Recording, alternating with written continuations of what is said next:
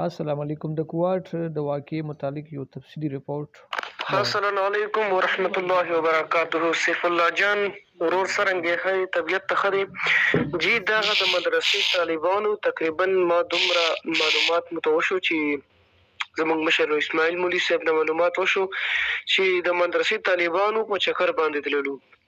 د ټیم سره نږدې مدرسه ده، میر شاه باسخیل ورته وایي هغه علاقه ده. نو هغې مدرسې طالبانو جامعه عربیه کوهاټ نو قاري صاحب کوم استاد المحترم هغه سره په چکر باندې لاړو ډیم ته. تقریبا 39 طلبه وو، کشتۍ ته د ختې دي او کشتۍ لاندې نه سروې وه، لاندې کې هغو ته پته نه وه چې منځ ته رسېدلي دي، اوبه پرې راختې دي، نو کشتۍ ډوبه شوې ده. نو ډېرو طالبانو دا ویل چې موږ په یو سایډ به شو، به کشتۍ اوبه کمه کړه، بل سایډ ته خو تر دې حده پورې چې کشتۍ ډوبه شوه تقریبا دې کې 17 طالبان راووتلو ډیم نه راویستلو او ټوټل 39 وو، 5 پکې ژوندي دي او یو پکې بالکل سیریس دی، 17 بقیه اوس هم ډیم کې موجود دي، لا رابستې نه دي.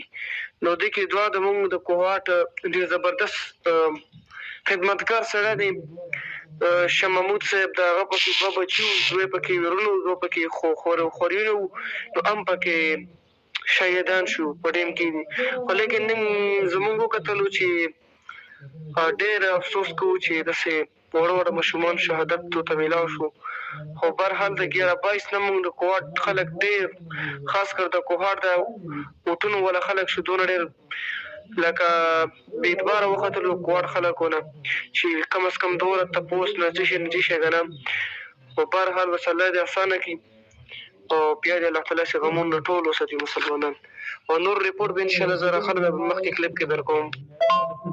د کوم تصویره مې در ولیږل د سره ټوپۍ دی، دا ډېر زبردست انسان دی او ډېر خدمتګار انسان دی. کوهاټ خلکو ډېر خدمت کوي. دې وکړې خپل هم دوه بچي، دوه پکې ویرونه او دوه پکې خورونه شهادت ورته الله ورکړو.